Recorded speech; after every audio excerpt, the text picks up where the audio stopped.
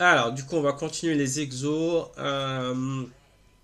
Donc, on était au 2,20. Alors, là, c'est plutôt des exemples, hein. Alors, supposons que vous transmettiez à votre broker l'ordre de vendre un contrat sur carcasse de porc et c'est en juillet. Décrivez le déroulement des opérations. Comment ça pourrait se passer? Donc, le contrat, il est là. Short. Donc, l'actif sous-jacent, c'est des carcasses de porc. Et l'échéance, c'est juillet. Porc, mois de juillet. Ok. Ah, du coup, on va envoyer un petit message à notre broker pour lui dire de vendre pour nous. Ok. Alors, qu'est-ce qui va se passer?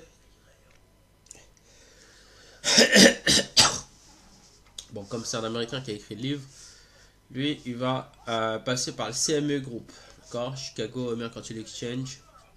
D'accord. Passer par leur intranet ou je sais pas. Ok. Donc, il va demander deux choses. Il va nous demander un dépôt initial. Ok. Ouais. Ok.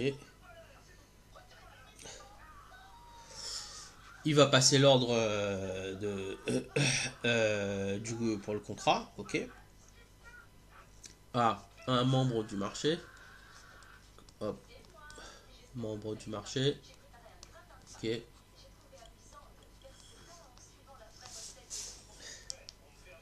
ok, là on a pris position, ok, on reçoit la confirmation, et voilà, après le truc est parti. Donc, du coup, comme on est short, si, voilà, donc on aurait, s'il y a des pertes, il y aurait des appels de marche. Voilà, ok, ça c'était pour le 1. Après, voilà comment ça se passe. Donc, après, alors, une phrase. La spéculation sur les marchés de futurs est du jeu pur. Ce n'est pas dans l'intérêt général d'autoriser les spéculateurs à intervenir sur ces marchés. Discuter de ce point de vue. Ok. Donc, c'est un débat récurrent. Est-ce que, donc on a vu qu'il y a trois types de personnes, hein, l'arbitragiste, le spéculateur et le hedger. Donc, alors, Hull, il a une position pas concurrente parce que il dit que euh, le spéculateur, c'est un acteur important. Donc, il fait partie des trois acteurs majeurs du acteur important du marché des futurs.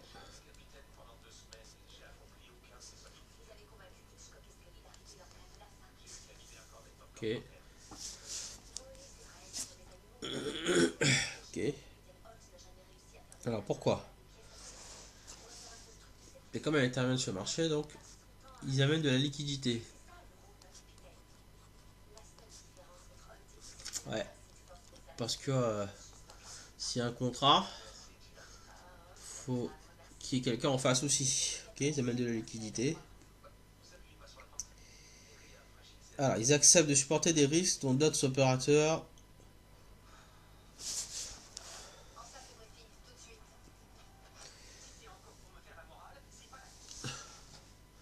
Voilà, supportent des risques que d'autres. Des risques que d'autres ne supportent pas. Voilà. C'était les deux raisons qu'elle lui donne, hein. Donc, liquidité sur le marché, supporte des risques que les autres ne supporteraient pas. Bon, après, il finit.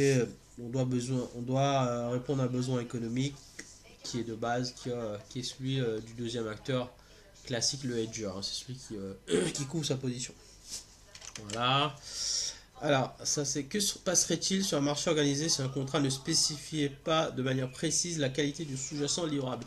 Donc, là, on est vraiment dans le spécificité du contrat. Ouais, parce qu'on avait vu que dans le contrat, on a le sous-jacent, il y a la livraison. Après, il y a la qualité aussi du sous-jacent livré.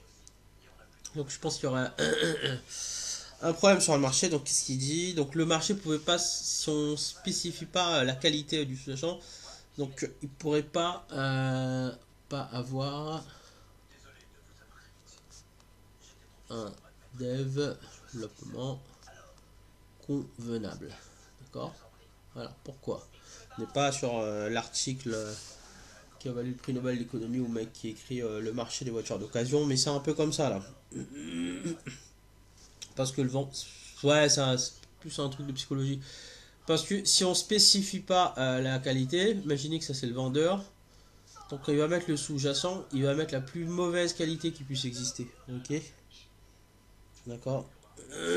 En face, lui il sait que le vendeur il va mettre la plus mauvaise qualité, donc il va se retirer du marché parce qu'il sait qu'il va acheter de la mauvaise qualité. D'accord. Il prendra pas position à l'achat. Donc voilà. C'est aussi simple que ça. 25.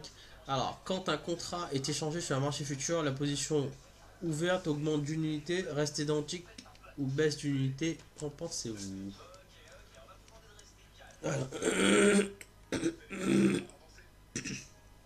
alors, position ouverte, c'est le nombre de contrats ouverts. D'accord, ok.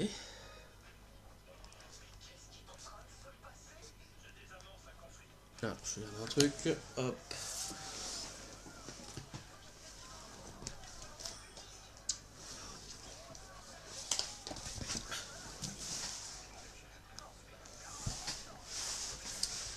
Position ouverte.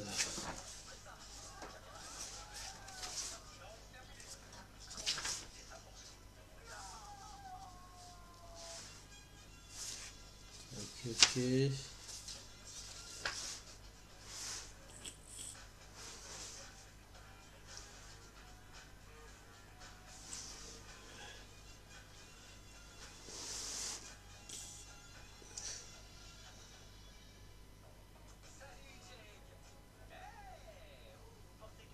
Ouais. Bon, bref. C'est le nombre de. Ouais, position ouverte, c'est le nombre de contrats. Alors, qu'est-ce qui dit dans la question? Augmente d'une unité, reste identique ou baisse d'une unité. Alors, s'il y a un échange de contrat. Ok, contrat il passe de lui à lui. Ok. Alors, il dit que si deux nouveaux intervenants contractent, la position ouverte, donc elle augmente d'une unité, plus. Ok. À l'inverse, si deux intervenants, contractants clôturent une position, clôturer la position ouverte, elle diminue d'une unité.